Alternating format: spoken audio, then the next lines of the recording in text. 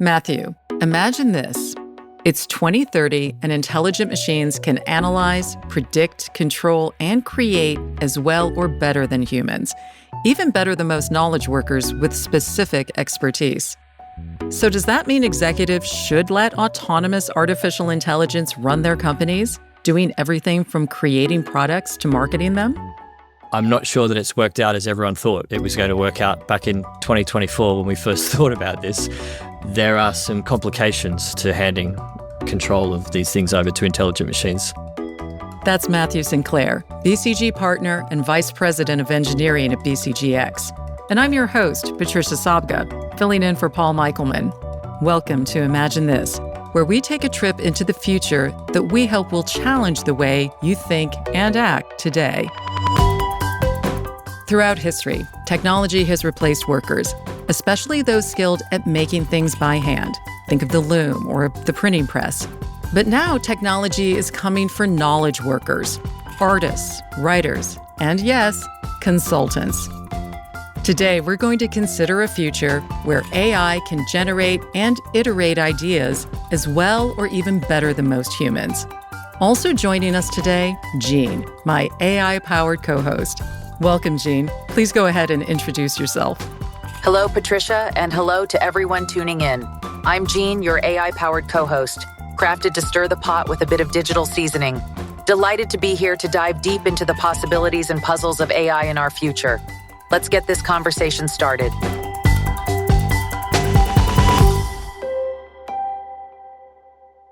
A quick note on how we use Jean. Jean is processing and responding to our conversation in real time. We haven't scripted any of Jean's questions or commentary, although we do edit down the entire conversation for length and clarity. Let's start by explaining how we got here. A future where AI is so good at creative tasks that it can replace knowledge workers with many years of experience. That is a terrifying prospect for many people, me included. But before we explore those fears, tell us, Matt, how do you imagine that technology will evolve to get us to that point?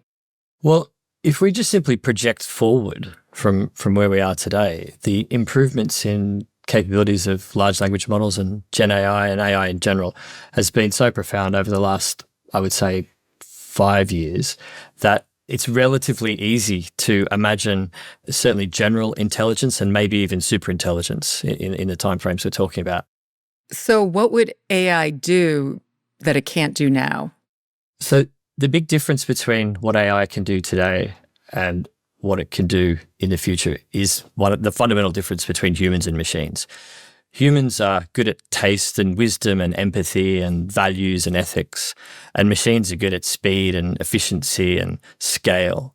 In order to be human-like or even to supersede human capabilities, AI has to be able to develop those extra skills, those taste and wisdom type capabilities. It really remains to be seen whether that's a thing that a machine can do, but if it is to reach human and exceed human capability, then that is something that it will need to do. Okay, so if AI can move in and do this really speaks to the fears surrounding that future. What kind of workers would be most at risk of losing their jobs, their livelihoods to robots? And what human skills would still be needed? So let me just give you kind of a metaphor. If you ever want to do something, you have to know why you want to do it.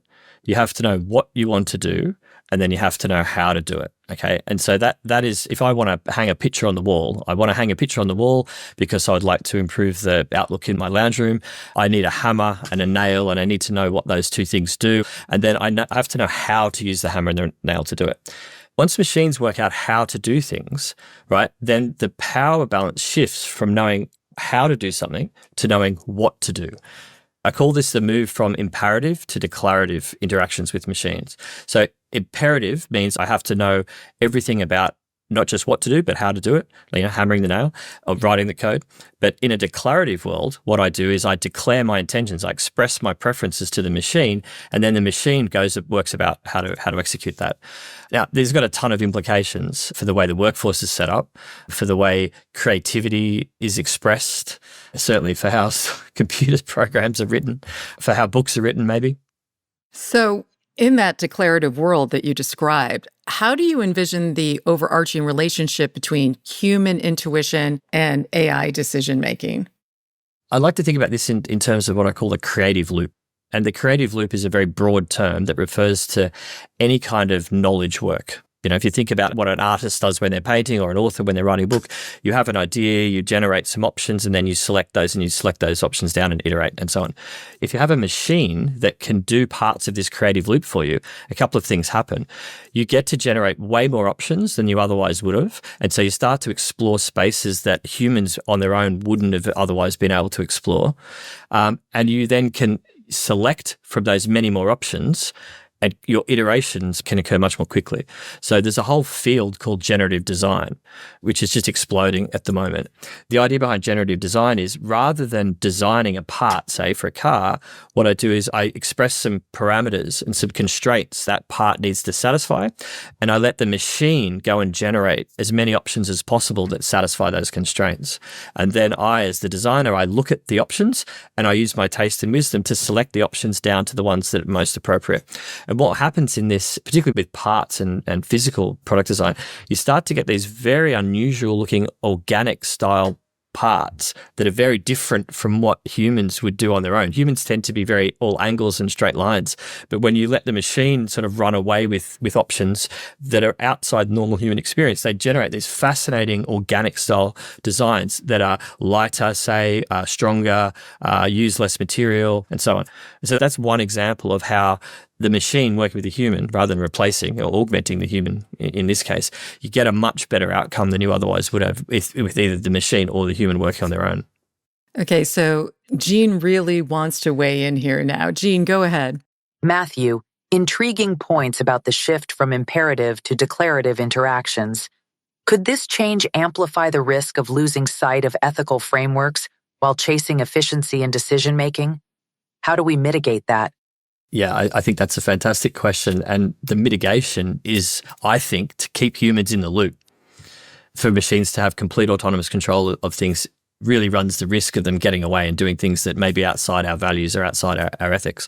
And so in my perfect world, the perfect world of humans and machines working together, there's always a human in the loop somewhere with some kind of oversight or some kind of co-creation partnership going on between the human and the machine.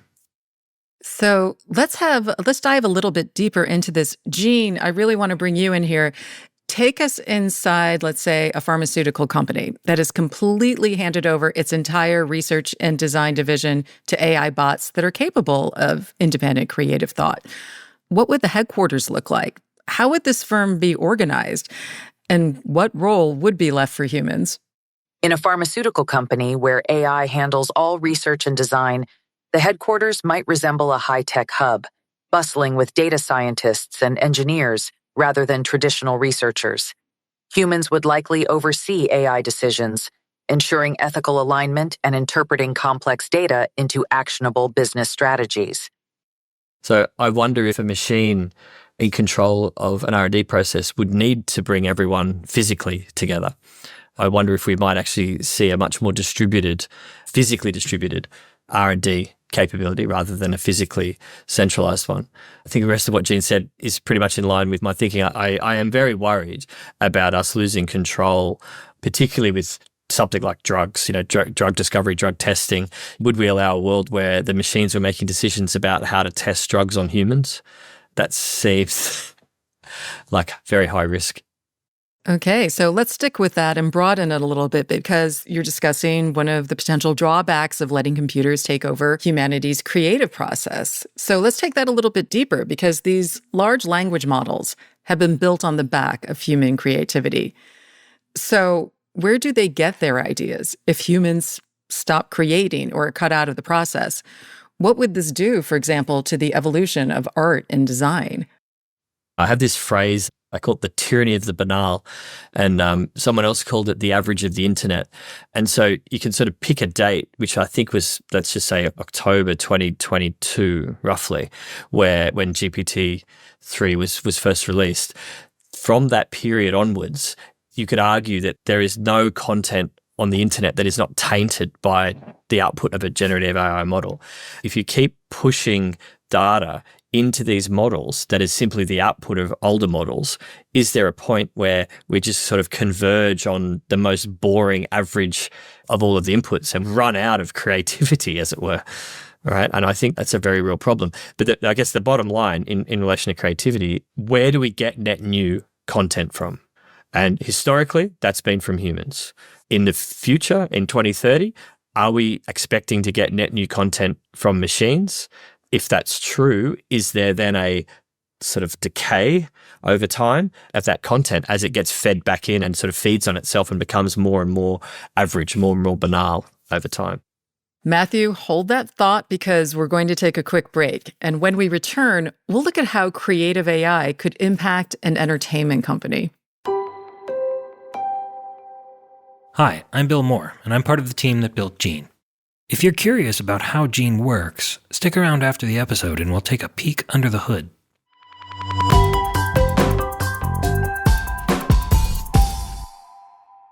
Welcome back to Imagine This. I'm Patricia Sobka. Let's get back to our conversation with BCG's Matt Sinclair. And let's start with another example, this time an entertainment company. But instead of having the bots do everything from writing the movie to directing it, this company has humans working together with the machines. How would that work, Matt? What are the advantages of keeping humans in the mix? So I really love this thinking. The way I talk to clients about this is, imagine if everyone in your firm could have an extra 10 points of IQ to do their work. Imagine what they would be able to do in addition to what they're currently doing. So rather than thinking about replacing them, thinking about augmenting them such that you give them a little sort of superpower boost. And so if you apply that to this scenario, media and entertainment, we're back to that creative loop question. Imagine how powerful your creative team could be if they can generate 100 or 1,000 times more options to select from than they would otherwise be able to do if they're operating on their own, and how quickly you can iterate on that creative process to get to where you really need to be. So I think this is a perfect example of the sweet spot of augmentation rather than replacement. I believe Gene has another question that they want to ask. Absolutely riveting discussion, Matthew. But let's consider, how might smaller enterprises without massive AI frameworks navigate the innovative yet murky waters of AI-driven content creation? Well, I think one of the most fascinating things about this entire space is that the capabilities are moving to the operating system. And I use operating system in the broadest possible sense of the word. Every single piece of technology that you deal with has these capabilities built into them. So just to take it's just a simple example. If you take something like Photoshop, Photoshop is a tool that designers use to generate images. Now it has a thing called Firefly, which is a way to generate images from an unencumbered data set of images based on text prompts. Okay, so Photoshop is a tool that anyone can use, and that Gen AI capability has been added into as a feature. And so if you go looking for a service somewhere, you can almost invariably find somewhere where there's an API that you can talk to that can do the particular Gen AI or even AI capability that you're looking for. Now, there's a question about cost, okay, and scale. So when you use those as a service type services, the costs are substantially higher. But if your volume is low, then it can make sense for small players to use it. If you're a big player, massive scale, then it makes sense for you to own the capability yourself. But that scale discontinuity, the point at which that happens, is quite a high scale. So in 2030, you've got humans and machines working side by side. And I really want to revisit this idea of the human-machine creative partnership. How are humans going to approach collaborating with bots? Anyone who's done anything, even the simplest things with a large language model, knows that if you ask it a stupid question or a naive question, it'll hallucinate nonsense back at you. But if you ask a subtle question or a nuanced question or a question that comes from wisdom, you can get fantastic results. I might say something along the lines of, given the 7 story arcs that exist, give me bullet point version of the hero's journey as a list of bullet points to help me just skeleton out a story. And what you're doing there, in my view, you're using the machine for the thing the machine's really good at, and you're using the human for the thing that, arguably humans are good at. So the machine with a good question gives you a structure, and then the human can embellish the structure. Gene has another question that they would like to ask. Go ahead, Gene. Do you think there's a risk that using AI bots in the entertainment sector might cause us to cycle through cliches faster due to their data-driven nature? How do we keep storytelling fresh and unpredictable in such a scenario? At the risk of being a bit cynical, at the moment, I think all we see out of the major studios is iterations of previous ideas. If I have to see another superhero movie, I think I'm going to give up going to the cinema. I wonder if we could do any worse than we've been doing over the last few years. But, in all seriousness, we need a way to inject novelty into these processes. And if they are just a statistical remix of the material they've been trained on, we're going to lose that novelty over time and it will decay. Now, there's two different ways to inject the novelty. One I know how to do, and one I'm sort of invoking a bit of magic to happen. So the one I know how to do is that we need to have humans involved, because that conjecture, the ability to generate new ideas, net new ideas, seems to be, at least at the moment, a pretty unique human trait. The second thing is somehow or other, along the way to artificial general intelligence, which was arguably heading towards, machines develop the ability, first of all, to reason, and second of all, to generate net new ideas, generate conjectures. Once you get to that, then the ability to generate net new content, I think, might come from the machine as well. And then, the role of the human becomes an interesting question. Jean has a follow-up for you. Go ahead, Jean.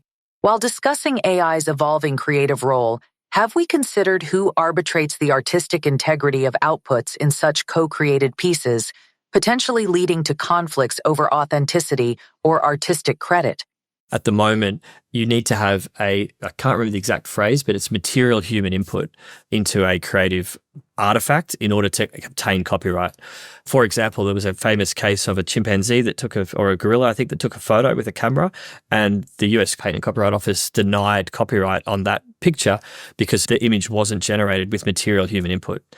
Now, if we are just asking a large language model to output an image, there's a real question there about whether or not there's been material human input into the generation of that image.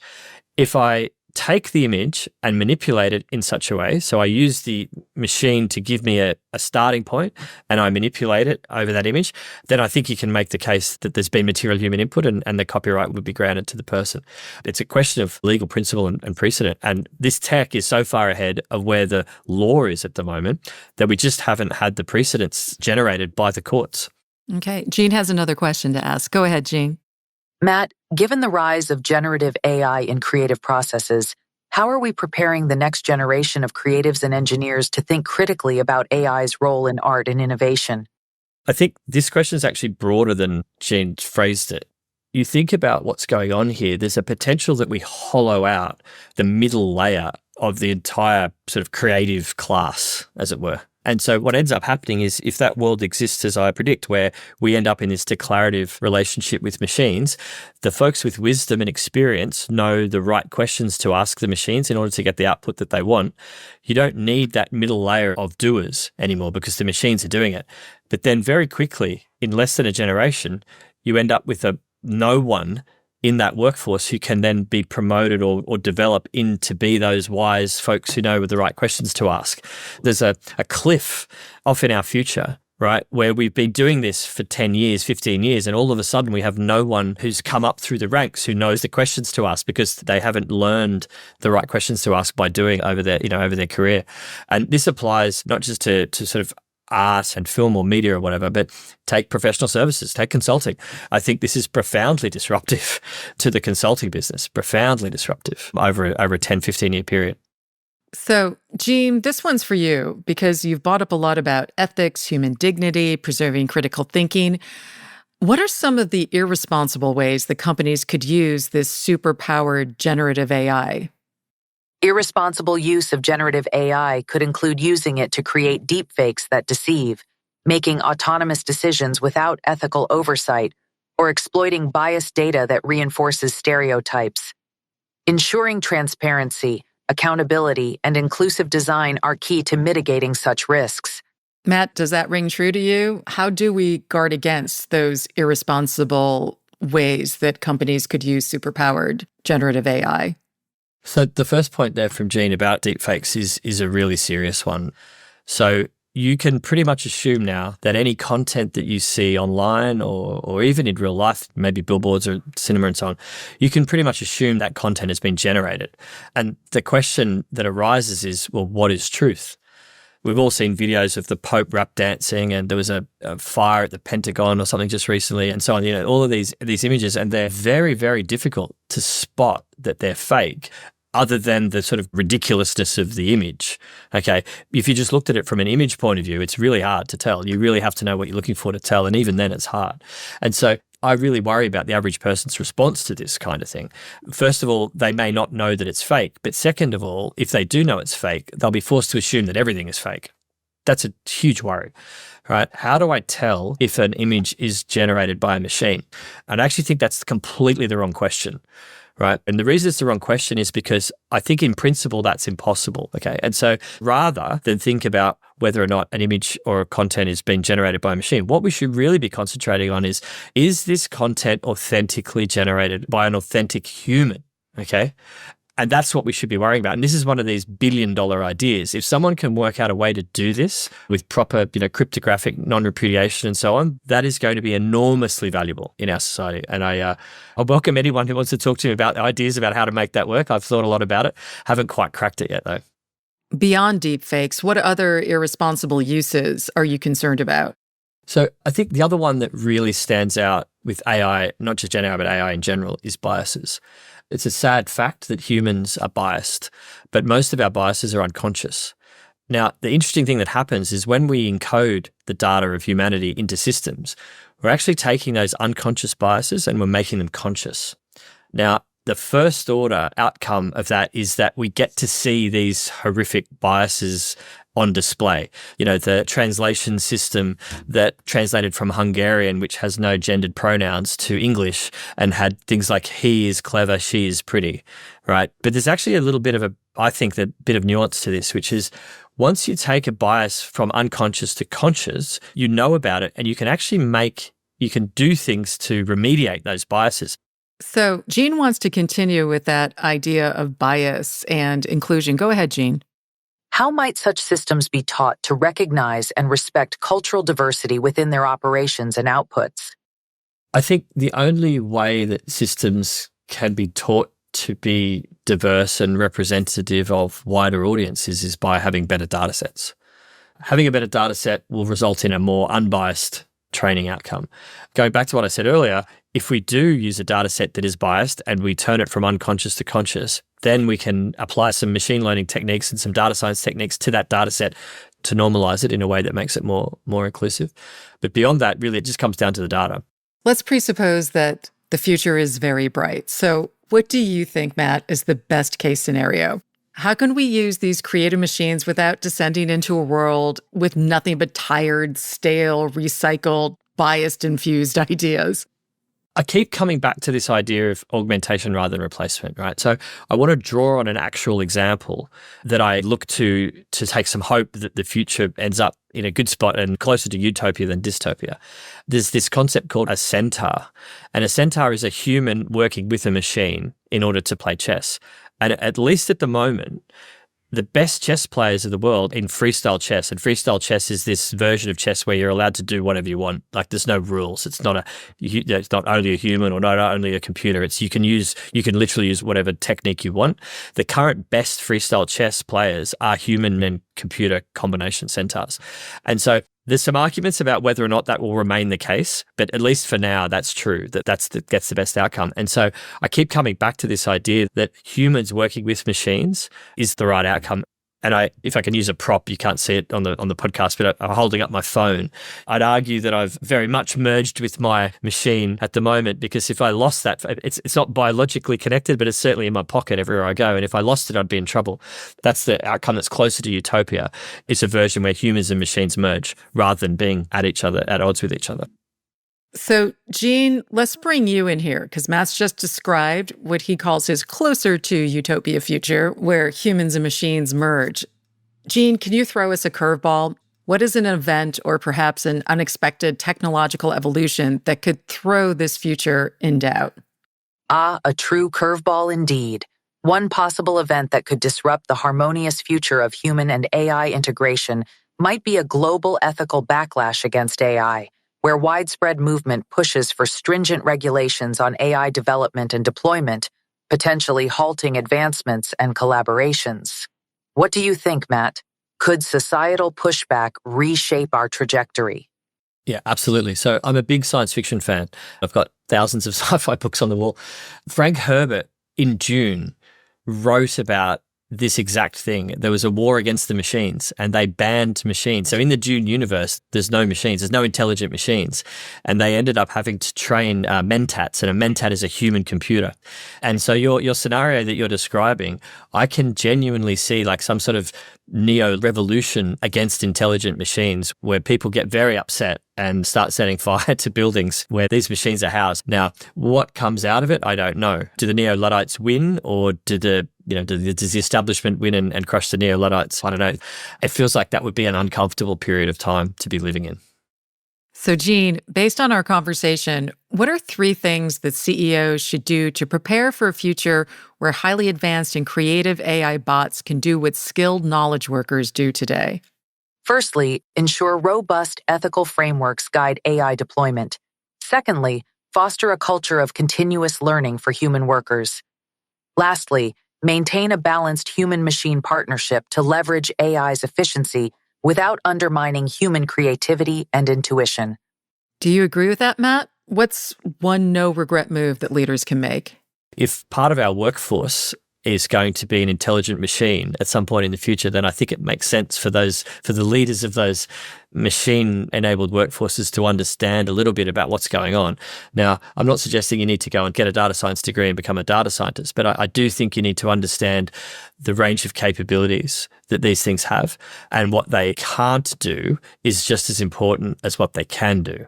Okay, and we've been talking a little bit today about what they can do, but there's a whole bunch of things that these things can't and possibly won't ever be able to do, right? And so it's worth understanding those. So I don't know whether the way to do that for a CEO is tricky, but I think to sort of push through the breathless hyperbole that surrounds some of this stuff a little bit and get to the real capabilities of the things that these things can and can't do, I think that would be a useful exercise for a CEO.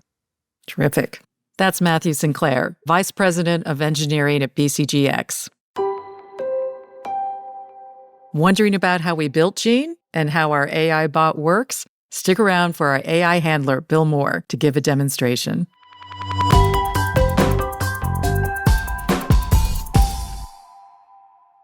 Hi, I'm Bill Moore. I'm part of the team that created Gene. Today I want to talk a little bit about some of the improvements we've seen in Gene, and one of them is in Gene's working memory, or something we call context window.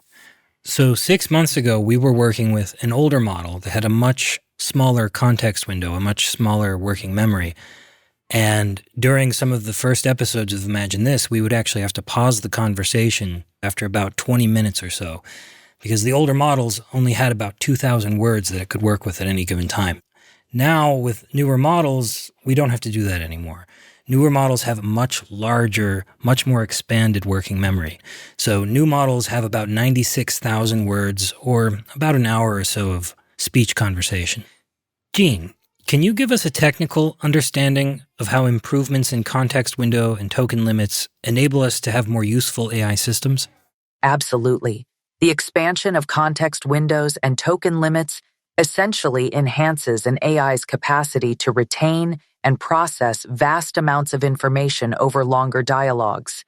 This means not only longer memory, but also richer, more context-aware interactions, allowing for deeper and more meaningful engagements in real time. Quite transformative, isn't it? Indeed. Thank you, Gene. So for example, in Imagine This, at the end of the episode, we usually ask Gene a question. We ask, what are 3 no-regret moves that CEOs can take, given the topic at hand? So in earlier versions of the podcast, Gene was only able to access the most recent part of the conversation, as well as a brief summary of the earlier part of the conversation. So the responses that it would give might not include all of the rich detail from the conversation. Now that we have these larger models, Gene has access to the entire conversation and is able to bring forth details in its responses. So Gene, let's imagine that these models continue to increase token limits in the future. How might this change how we work with these systems, and what new potential does this unlock? With increased token limits, we're not just talking about maintaining longer conversations. We're opening doors to multifaceted AI applications. Imagine systems that not only track, but also analyze and predict based on extended datasets from diverse sources, like ongoing surveillance or continuous environmental monitoring.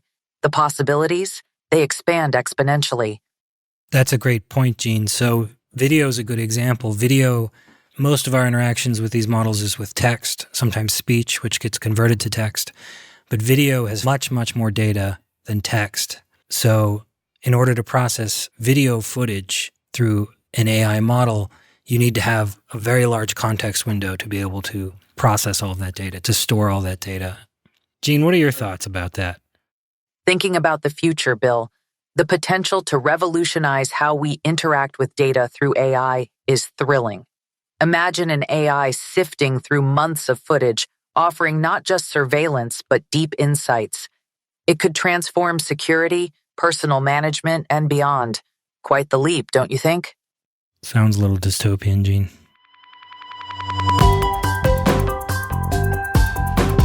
This episode was made possible by Matthew Sinclair, generously sharing his time and insights, and also by BCG's AI whisperer Bill Moore and BCG's Pod Squad, producer Michael May, composer Kenny Kusiak, and sound engineer George Drabing Hicks. Please subscribe and leave a rating wherever you found us.